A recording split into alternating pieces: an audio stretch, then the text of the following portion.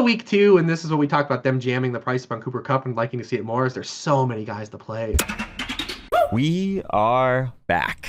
It's the Joe Holka Show presented by FanDuel. Week 4, games of the week, DFS stacks, and best bets. Absolutely packed segment for you guys today, but I want you to stick around till the end because we will be building a team on FanDuel Live. That team will be entered in the listener league at fanduel.com/Holka. So make sure you get in there before it fills. $5, 3-entry max, rake free. I say it literally every week, but it's one of the best prize structures in all of DFS. We review a bunch of those lineups each and every Monday at 2 p.m. Eastern time live on stream. So it serves as a little bit of a live coaching session with our community. All I ask in return is that if you're a new player, or maybe it's just been a while since you tried out FanDuel, is that you support the show by restarting that journey with my link, fanduel.com/Holka. Pumped to have this man back with us today on the Joe Holka Show. Of course, Rich Hribar is with us. He's from sharpfootballanalysis.com. You guys know the worksheet, of course, on Twitter at Lord Reeves. Reeves, let's jump right into it, my man. Game number 1, Arizona at the LA Rams. FanDuel Sportsbook has this game as the Rams as 4.5-point home favorites with some sharp action coming in on the Cardinals early. 54% of the betting tickets with 70% of the money so far. Reeves, the scary part for me is that the over-under right now set at 55. Sharps are hammering the under right now. 35% of the betting tickets, 94% of the money. So maybe the line was set a little bit too high. There's still going to be some fireworks here, though, right? Yeah, I think that's an interesting kind of bet to be hammering under, but a lot of times these high totals, sometimes you that open the week, just come in on natural leverage. If a total's high enough, they're going to come under. So we'll see how it plays out. I mean, there might be some concern on the Arizona side just because their schedule's been so light so far. Tennessee, Minnesota, Jacksonville open. But this is not the same Rams defense that we saw a year ago. They're still a very good defense, but Raheem Morris has them doing different things than Brandon Staley did. They're a lot more aggressive. They're sending a lot more pressure than Brandon Staley did. We talk about Brandon Staley on the show all the time. We've talked about him for a couple weeks now on the show. How he's sitting that too high safety looks. They're not going to blitz out. They're going to be a lot of light boxes. That's not what Raheem Morris is doing.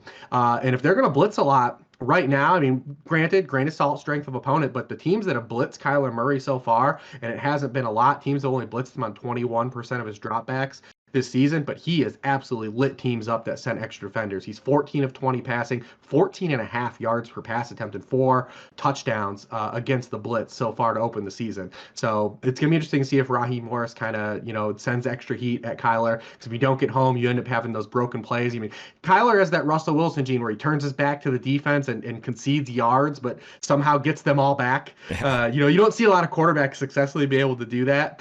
We saw that touchdown that he threw to Rondale Moore against Minnesota. They brought the blitz. He gets away, escapes back, retreats, ends up finding a uncovered Rondale Moore. So it's gonna be interesting to see, how Raheem Morris, kind of plays that this week. The Arizona side is a little tricky because what do we start doing with Kyler from a stacking stance? Because we're getting so much contributions from everybody. Last year it was very easy.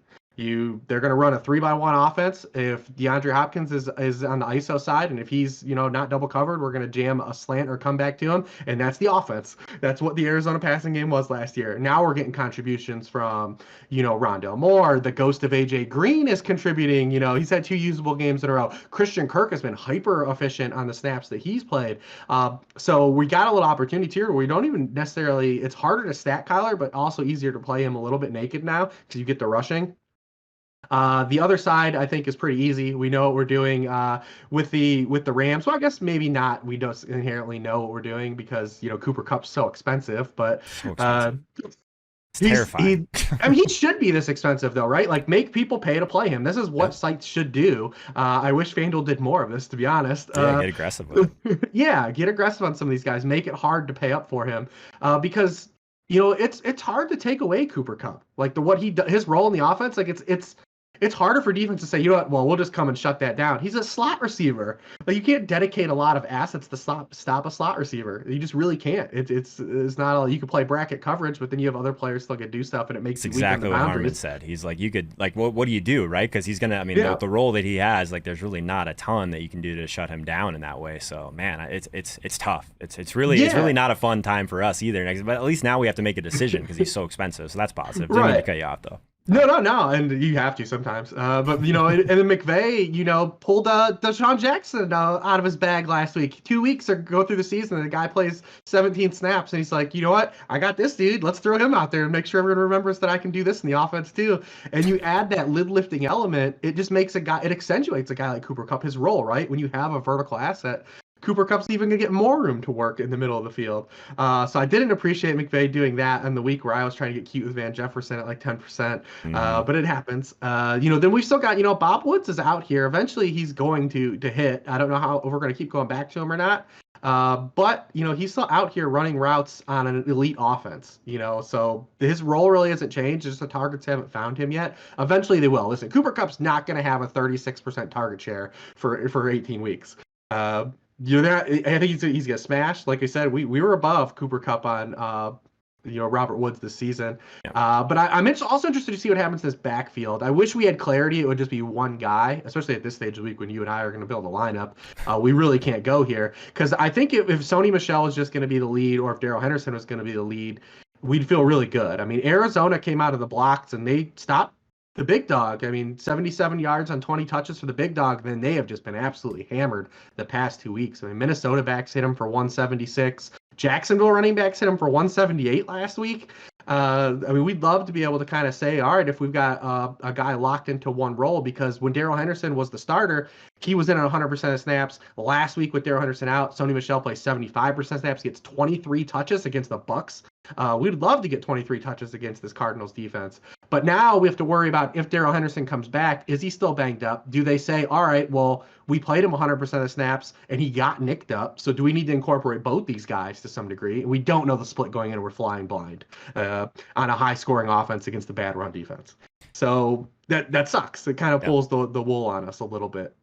Yeah, I'm interested too, as from a deep dart, he's not really a conducive FanDuel play, and his pricing on FanDuel is always really wonky. Mm-hmm. But I do think it's really interesting the spot Chase Edmonds is in, because he's running a route at the third highest rate of team dropbacks for all running backs, and they haven't played a game in neutral game script yet. Sure. So we have a game where they're either going to be point chasing or being pressed on the scoreboard by the Rams. So I'm really curious to see kind of the opportunity. This could be a game where Chase Edmonds literally has 8 to 10 targets, and he's getting you, 6 to 8 carries in the run game too. So, you always need that touchdown for him on a site like this, which makes it tricky. But I do think that the role that he plays in the offense is going to be actually elevated in this matchup.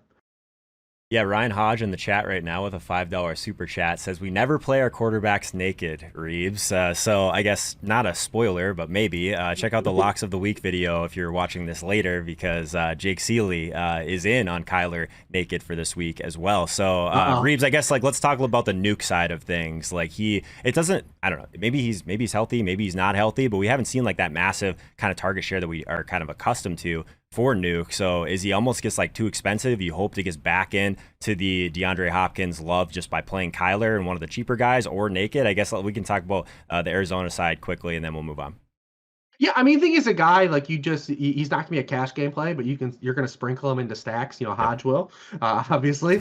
But it's tough to really glom onto, because here's the two elements, right? We talked about all the ancillary assets are playing better than they were a year ago, so that's a component. But we also have the rib injury, because DeAndre Hopkins was great in week 1 and he was great the first quarter against the Vikings. Then he gets hurt and he's done nothing since. So how much do we attribute to just the other players playing better, and how much do we attribute to this injury? It's very hard. We don't really have a lot of clarity now. So he's more of a guy we're just going to kind of sprinkle in and, kind of take our little bit of stacking ownership. I'm with you. I'm not sure why my Streamlabs gets froze, but there we go. We're on both of us now. For some reason, I thought we were gonna have to go the rest of the segment just you on screen, Reeves. That would have been probably better. People don't want to see my face anyway. So you got that great camera setup. I don't know, man. I don't know. You should see Harmon's new setup, man. It's insane. So here's the thing, guys. At this point, Reeves has probably spewed enough knowledge today that I know I already have your like on this video, so I don't need to berate you for that. But what I was looking at on this specific video last week is only 10% of you guys have actually hit that notification bell. So let's go ahead and correct that one. But game, Number 2, Reeves. Seattle at San Francisco. The over-under is currently set at 54 per FanDuel Sportsbook. The 49ers are 3-point home favorites. Not tons of steam here so far from the Sharps outside of a few large bets on the under early in the week, of course. But what are your thoughts on this game, Reeves?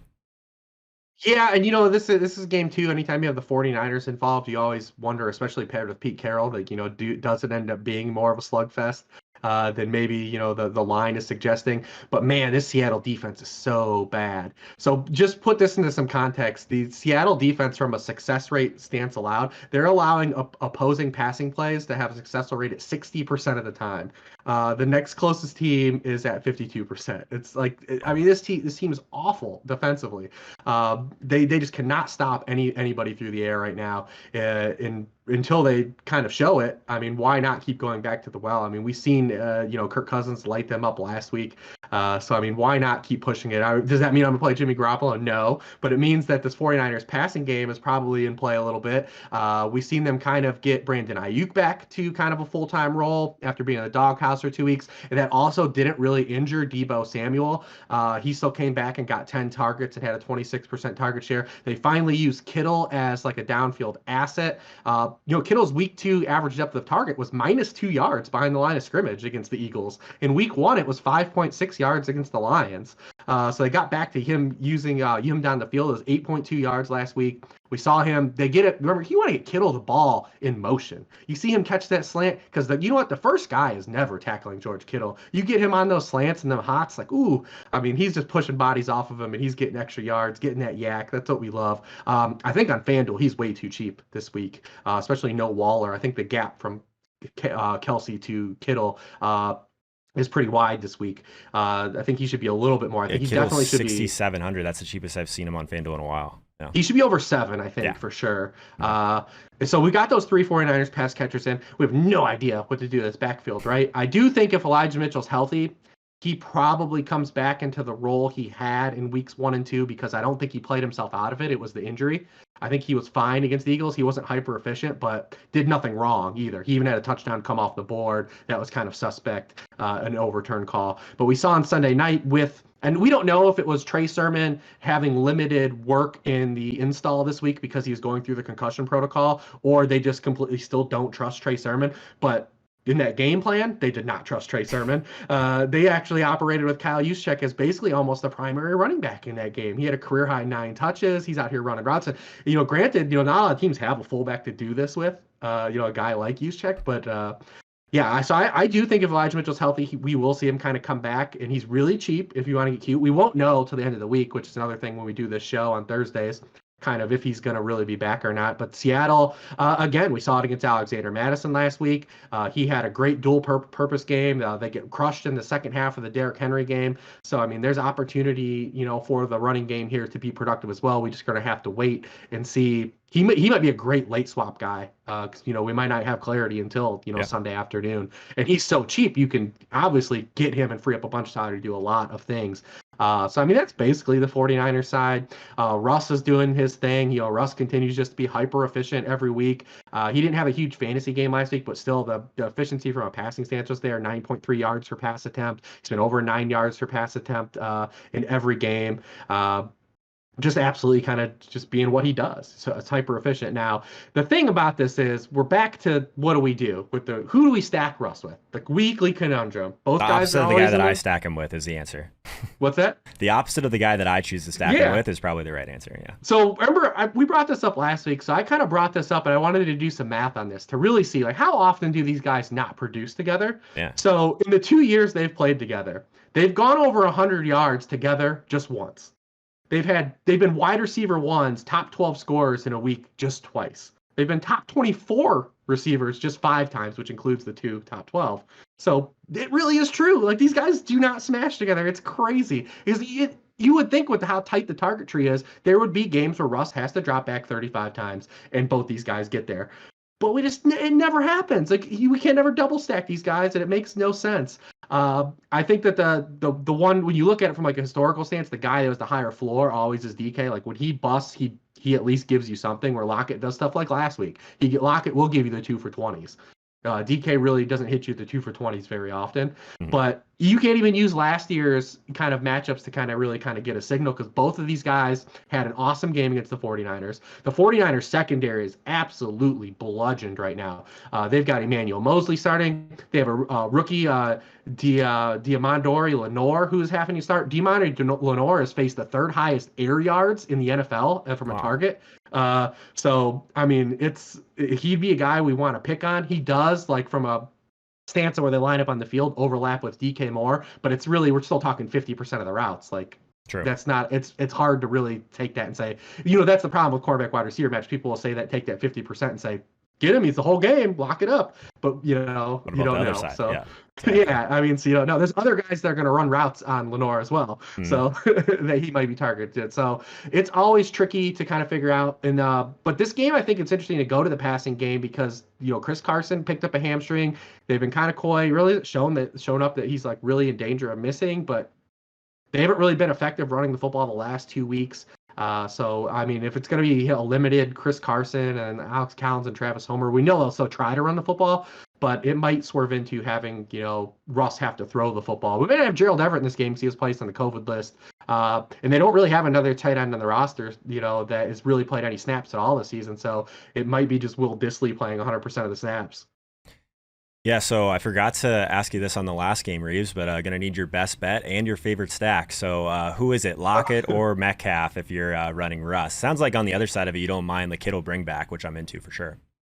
Yeah, I do. I think, like I said, I just think from a floor perspective, DK gives you a little bit more. So you have a little bit more of a parachute with DK every week. And I still think DK's under Lockett on FanDuel this week, a little bit. I think he's still a little bit $200 cheaper. Yep. All right, so you're still getting a little bit of that early season, maybe just a couple roster equity if you need it. But I mean, listen, there are wise men in the world, a lot wiser men than me. Either one of these guys could smash, and the other one's probably they're all kind of like, at least so far, coming in at pretty low projected ownership too. So maybe this game. I noticed Russ too. Yeah, I noticed Russ too was a little bit lagging, but we said that with Stafford last week. They ended up getting there. Yeah, because you're talking about him everywhere. What the heck?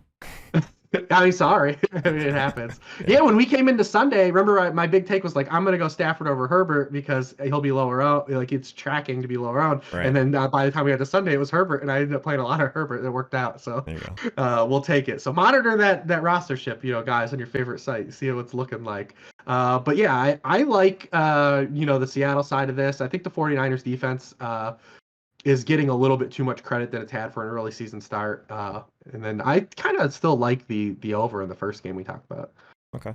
Interesting. So let's move on to game number 3. Carolina at Dallas. Over under is currently at 52 per FanDuel Sportsbook. Cowboys are 4.5-point home favorite. Sharp action looks pretty minimal in this one so far. So let's just jump right into it. Reeves, what do you think about this game?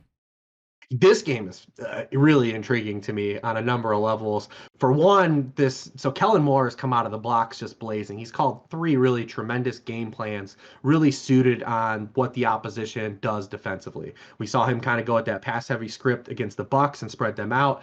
We talked about the Brandon Staley effect and, of them taking that 2-combo back kind of 2-prong system and just running all over them. And then they did the same thing against the Eagles. The Eagles sat back and just zoned that entire game. And they said, you know what, we're not going to really bring any guys up into the box. You throw to your tight ends and you can throw to your running backs and run on us if you want, but we're not going to let you beat us over the top. And that's what Jonathan Gannon does too. He coached under Matt Eberflus. He coached under Mike Zimmer. That you're going to see a lot of that coverage from the Eagles this season. So Ezekiel Elliott, was a byproduct, trying to run against the Bucs. 55% of his carries in week 1 come against loaded boxes. The last 2 weeks, 18.8% and 11.8%. Now the Panthers are throw a little wrinkle here because the Panthers do everything. Like, they don't have like a complete tell on defense. They're blitzing a lot, but they don't blitz out of man a lot. They mix a lot of blitz and a lot of zone blitzes up. They do a lot of bear fronts where you have 3 interior linemen. They run that 3-3-5 wide. They give you just a ton of different looks. Phil Snow's defense is really intriguing. I was really high on this defense coming into the offseason because they have so many wild card pieces. They'll drop Brian Burns into coverage. They'll drop Hassan Reddick into coverage. They got a wild card in Jeremy Chin. They did lose J.C. Horn, so we'll see if it does impact their kind of play calling. They traded for C.J. Henderson during the week. See how he fits into this defense and kind of it affects any of the play calls they had. But it's really hard to just pinpoint exactly what Kellen Moore will do in this game because the Panthers do so many different things where it was really easy to say, this is what the Cowboys are going to do. these games. So I'm really intrigued to see the cat and mouse game there. I get fired up about some of this stuff about these matchups like this. Love it. Because Dak's been good against the blitz so far too. So if they want to blitz him, he's been really hot, and Dak's just played tremendously. I mean, you look at this, he's completing, in the last 2 weeks, 85% of his passes, 81% of his passes, like these absurd numbers. Just so hyper efficient. It looks like tracking right now that we're not going to see CeeDee Lamb or Amari Cooper really coming with high rostership either, because people are going to see those little red numbers next to the guys, But the Panthers still have to prove it. I'm intrigued by this defense. I'm pro on them. I love everything they're doing. But listen, they've also played the Jets, Jameis Winston, and Davis Mills their opening 3 games. The carnival is coming here. This is where the test is. This is where rubber meets the road. I will say that I do kind of believe in their run defense, though, is kind of sticky because of what they did. They nuked Alvin Kamara in the Saints run game in week 2.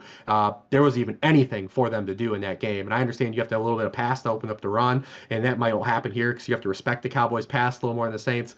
But league low 2.2 yards per carry to opposing running back. So, I mean, Kamara just did nothing in that game. So it gives me a little bit of hesitation. Zeke is super cheap, though, on FanDuel. 7K for a guy in his role is really one of those things you just say, you know what, at 7K, I'm just going to take a guy that's playing this many snaps. It's probably because they were Monday Night Football, right? So yes. the pricing came out before. Yeah, so yep. I think that's probably why Zeke's going to kind of gain a little bit of steam. I think just because of the price, right? Like right now, it looks like he's projecting at like 12%. I mean, I think just the role in general might kind of lead people a little bit more towards him. But I'm with you on the matchup, though. That's not ideal.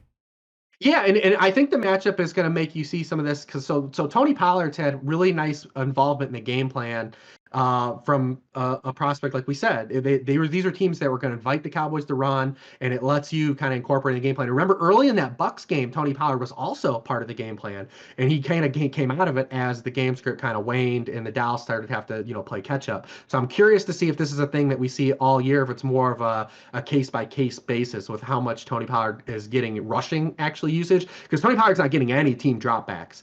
Zeke is running all the routes. I mean, Pollard's only run a route on 22% of the team dropbacks. That's equivalent to James Conner and Rex Burkhead.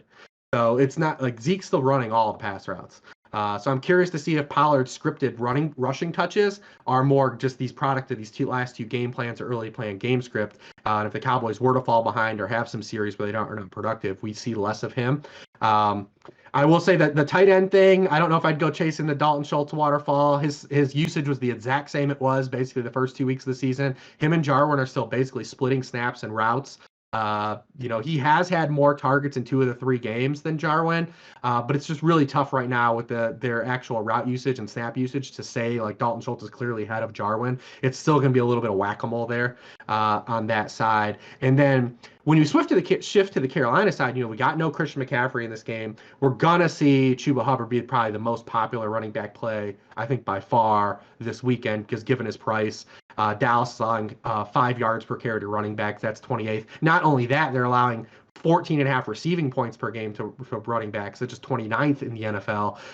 And we've seen when Chuba Hubbard had to come in after Christian McCaffrey, he played 73% of snaps. He played all long down and distance snaps. He played every 2-minute snap, and he had 2 of the 3 goal line carries. He also had 5 targets. If you're going to be a road dog, that's the role we want you in. So there is an opportunity for a lot of receiving work for Chuba Hubbard, who is not Christian McCaffrey. But we saw with Mike Davis last year, they're still going to use the running back in kind of that role in this offense, even if he's not as talented as Christian McCaffrey. I also like Sam Darnold in this game, in the passing game, because I think Dallas is getting a lot of credit for their defensive jump, but they're living off turnovers. They lead the NFL in turnovers per drive rate. That's something that's not sustainable. It's not going to sustain itself. They're still allowing the 3rd most yards per play in the NFL. Although this defense may be better than last year, it's still not a good defense. They're getting by in some things that aren't sustainable right now. So I do think Darnold is in kind of a good spot, because we haven't seen the Panthers have to throw for the entirety of a whole game, and they're going to have to do that here. So I like that. DJ Moore's doing his DJ Moore thing. They kind of merged the kind of his best usage of last year and the year before, his first 2 years. He's no longer just like a tertiary lid lifter. He's being used all over the field. We'll see kind of if Trayvon Diggs follows him around or not. He has been kind of following receivers around. And as a byproduct of that, the ancillary wide receivers have really torched Dallas. We saw Antonio Brown in week 1 have a great game against them. I don't know if we can call Mike Williams an ancillary receiver at this point, but he torched them. Jalen Reagor, even on Monday night, although he didn't have a great game, he had 5 catches for 53 yards and was more productive than Devontae Smith. So maybe that leads the door. Could this be a Robbie Anderson week? He's only been targeted on 10% of his routes, which is the lowest rate of all top 40 receivers in route participation rate. And that's because he's carrying an 18.5-yard average depth of target, which is almost double the 9.8 depth of target he had last year. They're using him only as a lid lifter. So Matt Rule's kind of come out and said they need to kind of change that, get him more looks with Christian McCaffrey out, maybe a little squeaky wheel bump, and you also get kind of the Trayvon Diggs bump of him getting to see some more favorable coverage, and the targets have gone away from Trayvon Diggs. And then maybe we've seen Terrence Marshall have a larger role last week, too. He had played a season-high 62% of snaps last week, 70.3% of the dropbacks, and also had 6 targets. So in a shootout kind of, potential and a game-chasing environment for the Panthers passing game, they may go overlooked as well. I do think Robbie Anderson's probably going to be highly owned because the field's just too good at this stuff now. Yeah, man, the more I look at this game, the more I like it. So you mentioned, obviously, some of the secondary pieces on Carolina. Like Terrence Marshall's 5K. He's like, at least as of right now, he's projecting for sub 5% ownership. So definitely going to keep an eye on that, especially if Chuba Hubbard end up being being one of the more popular plays. I think there's tons of ways that we can kind of zig in this game. Even the passing game on the Dallas side, like I guess CD Lamb and Amari, all these people are just all in on him there for Monday Night Football. Kind of a little bit of a failure in comparison to the running game. So maybe we see that be a little bit less popular this week, and Robbie Anderson's 5,700. So if you wanted to pay up for DJ Moore, which I think a lot of people are, he's top 6 in weighted opportunity rating. Like everything on the back end is going to look great for DJ Moore. So I think there's tons of different ways we can go about this game. But if you had to narrow down to like your favorite stack in this one, Reeves, do you have a preference? Looking at, kind of projected ownership, it's really hard to say, like, if we're going to get the Cowboys wide receivers at this low, I would kind of want to play those guys just because we know the type of ceilings that they have. And if they play a team, if it ends up being a situation like the Bucs where like the run is just shut down, we've seen Kellen Moore say like, all right, we'll drop back 50 times if we have to. We have that kind of flexibility in this offense. But it's interesting because Dak's ownership looks like it's going to be fine. So maybe it's just something that's going to catch up to where they're going to start seeing stacks and we'll see some of these guys be more popular. But I definitely intrigued on that. I like those ancillary, like Terrace Marshall. I think at 5K is pretty fun because he's a pivot off of Hubbard too. Mm-hmm. So I think that this game I think is interesting. I think this game has potential to be really good. It just depends, kind of this Panthers defense is for real or not. Yeah, we talk about it a lot with if you're going to be paying down on FanDuel at wide receiver, I'd rather have it be one of these lid lifters, right, who can basically hit value on one big play. You don't necessarily have to dink and dunk up the field with getting a lot of reception. So I like the Terrence Marshall play quite a bit. Is there a favorite bet that you have in this game, Reeves? I actually like the Panthers with the points. It's come down a half point just because I do think that their defense is good enough to hang, and I also think the Cowboys defense is bad enough to let them hang. So I think this game should be like 3.5. Okay. I like that. So before we move on, everyone out there, I want you to pause this video and I want you to let me know in the comments your favorite stack for week 4. And Reeves, you ready to build a FanDuel team?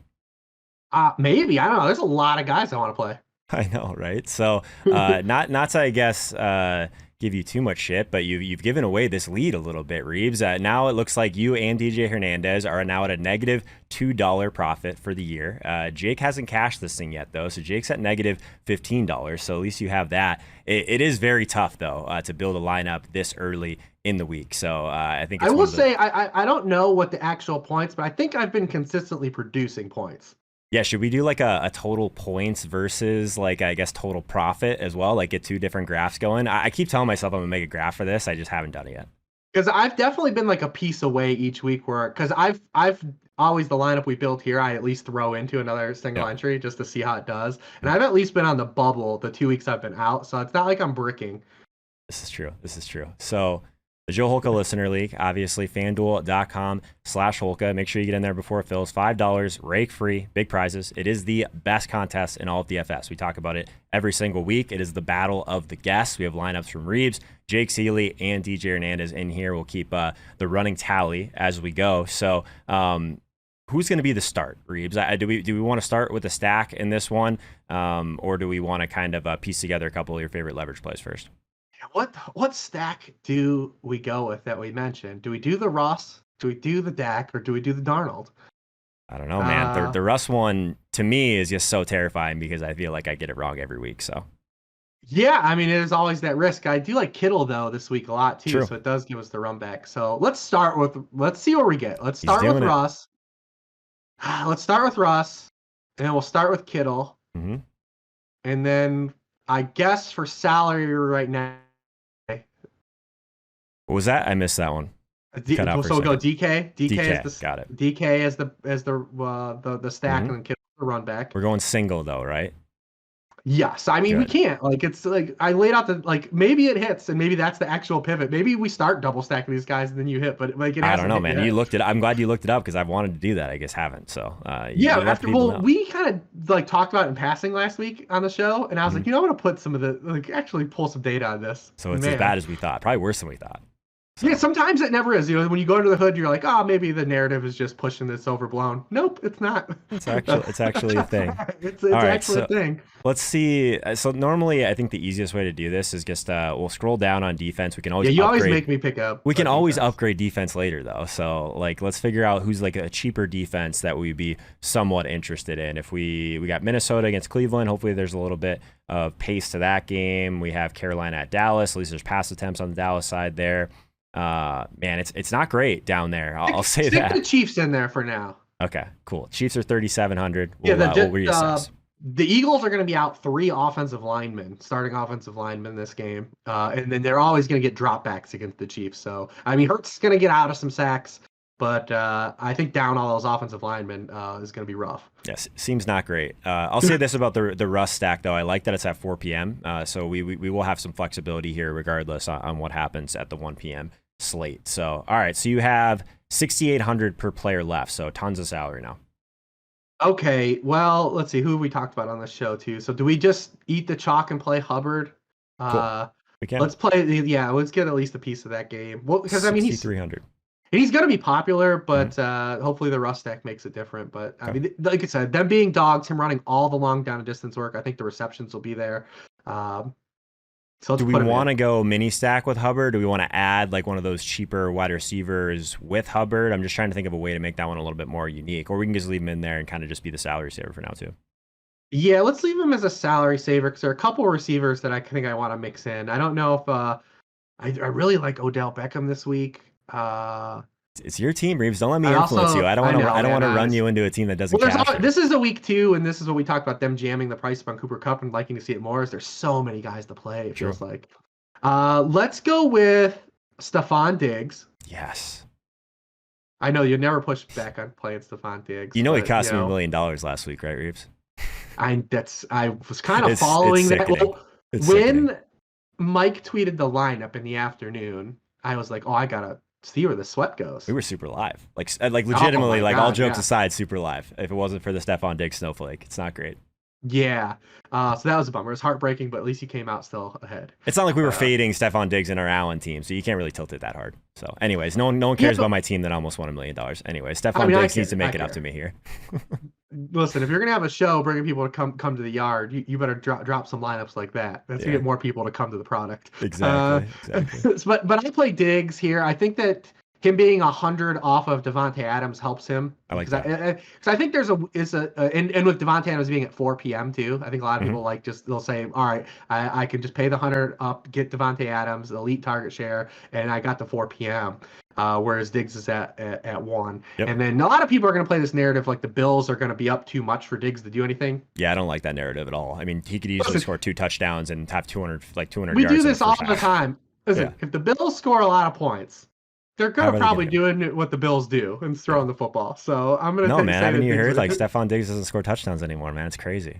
It's a Zach Moss week. Yeah, exactly. I get it. But so we'll plug Diggs in. I also really like Terry McLaurin. He's really coming in way. He's not looking like he's going to be popular this week. But we got this Dean. You whispered Dean that, Reeves. He's not going to be popular. We got this Dean Pease blitz heavy defense for the Falcons, one-on-one coverage. Listen, he ran into a tough draw last week. Trey White's been playing good ball. The Bills have been shutting down everybody on the outside. So I like this for Terry McLaurin to get jammed with targets. So I'm going to go with Terry McLaurin. That gives us we have 3 really good wide receivers. Yeah, and honestly, a ton of salary to work with too. You're right. Terry at 7,100 is nice. Yes, I like him. And it's one of these weeks, like all these guys are getting caught in the kind of the muck because they're all kind of equal price and they're all great plays, like CeeDee Lamb, DJ Moore. We've got even Debo there. Like you can go cheap with Ayuk. I think a lot of people will play Robbie Anderson. What do we have left? So we have 6,400 per player left. So a decent amount, but we're probably going to need at least one guy that's not like the super elite price tag unless there's a punch you like. All right, well, let's throw me Jonathan Taylor. Let's go Jonathan Taylor for a bounce back spot. The Colts have been kind of cheap, 6,600.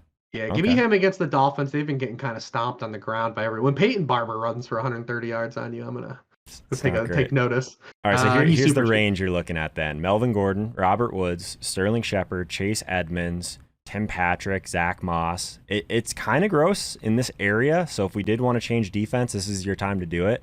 6,200 left though. No, let's just flop lag it with Bob and see what happens. All right, let's do it. The meme I sent you this week for the overset picture. I'm gonna keep playing Bob. I'll keep playing Bob Woods until it's right. Rich Hribar, everyone. Before you go, I want to remind you guys that I do give away free sports memorabilia each and every week. So check out this video right here next to see what I pulled from the Week 4 Pristine Auction mystery box.